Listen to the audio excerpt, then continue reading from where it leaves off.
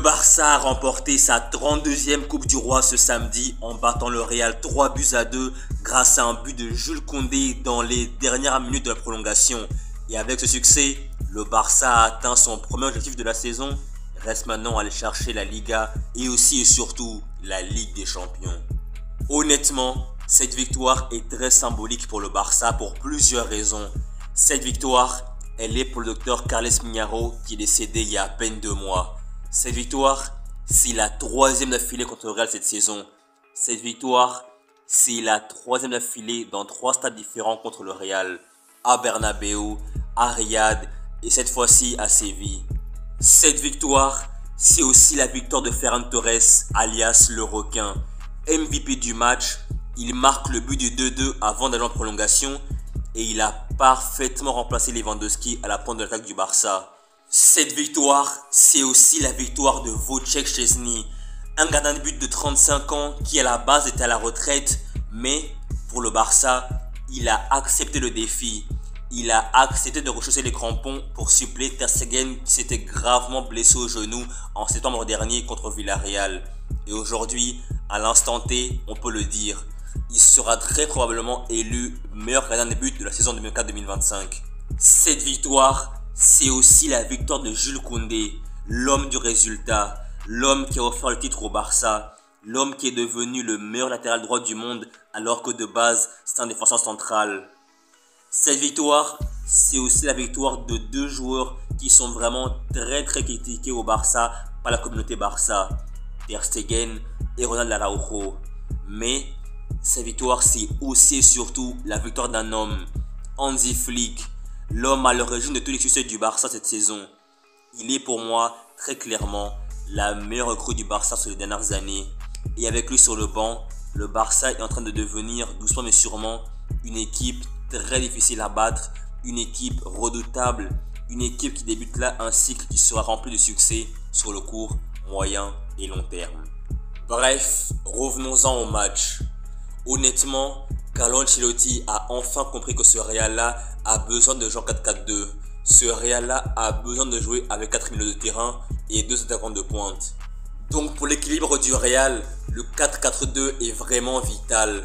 Mais malheureusement pour eux, tout au long de la saison, Carlo Ancelotti s'est entêté à jouer en 4-3-3 avec 3 milieux de terrain et 3 attaquants.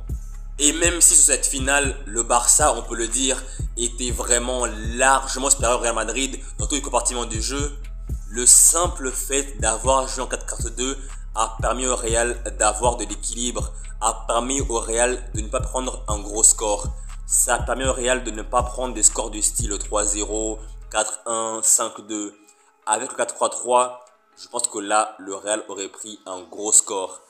Mais même si le Real n'a pas du tout été ridicule sur ce classico-là, contrairement aux 2 premiers classicos de la saison à Bernabéu et en Arabie Saoudite, il faut le dire quand même, l'arbitrage a été tout simplement catastrophique.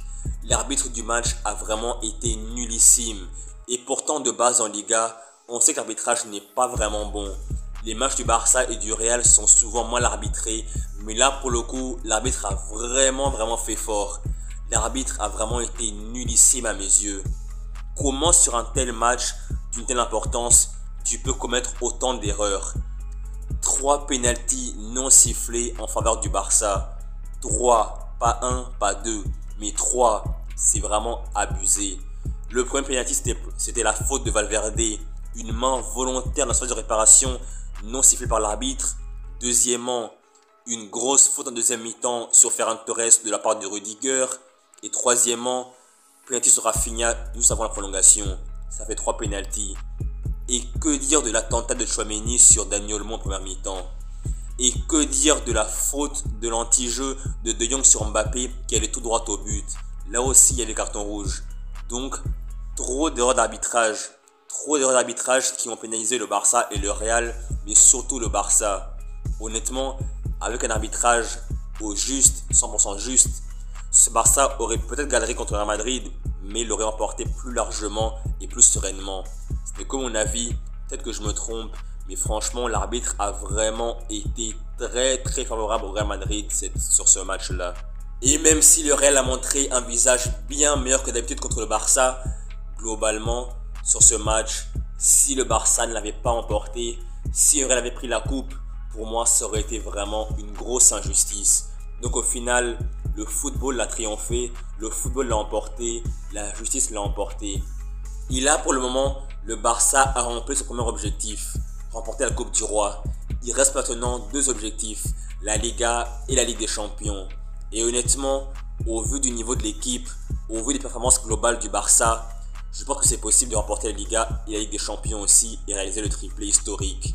Vu le niveau des joueurs, par exemple Pedri sur ce match, sur la finale, même si à la fin il a fini complètement carbonisé, complètement cuit, complètement KO, sur le match, globalement, il a été vraiment tout simplement extraordinaire. Il a mis un but incroyable et dans le jeu, il a été vraiment incroyable. C'est pour moi le Ballon d'Or. Oui, pour moi, Pedri cette saison, c'est le meilleur joueur de la saison.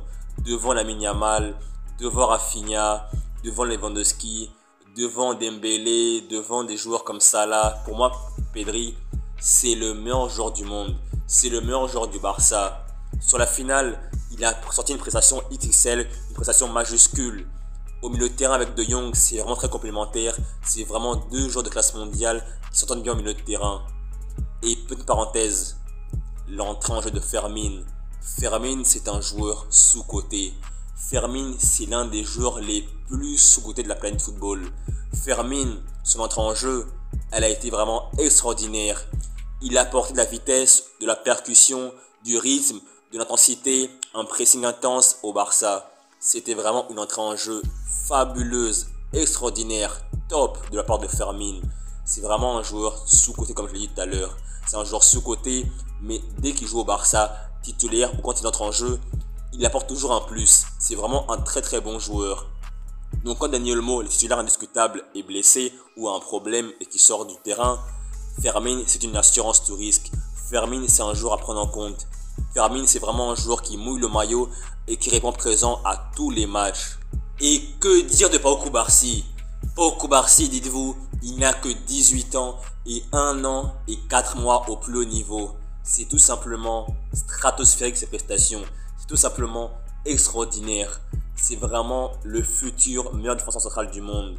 Pendant les 10-15 prochaines années, le Barça tient là le futur meilleur défenseur central du monde. Ses interventions, sa qualité de relance, sa technique balle au pied, son sens de positionnement est tout simplement incroyable. Lui et Inigo derrière, c'est l'assurance tout risque. Ces deux défenseurs centraux complémentaires, ces deux joueurs d'un niveau extraordinaire, c'est vraiment incroyable. Et que dire de Lamine Yamal aussi? Lamine Yamal, teinture blonde, époque Neymar Santos, c'était vraiment une prestation pas top, mais quand même, au final, même si il n'était pas au niveau d'habitude, il a quand même sorti une prestation acceptable, correcte. 2 passes décisives pour Lamine Yamal, un match correct face à Fran Garcia et Mendy au début. C'était vraiment un match où il pouvait faire mieux, mais quand même, un match où il n'a pas été top, mais au final, il finit avec 2 passes décisives. C'est vraiment très correct de la part de Lamine Yamal.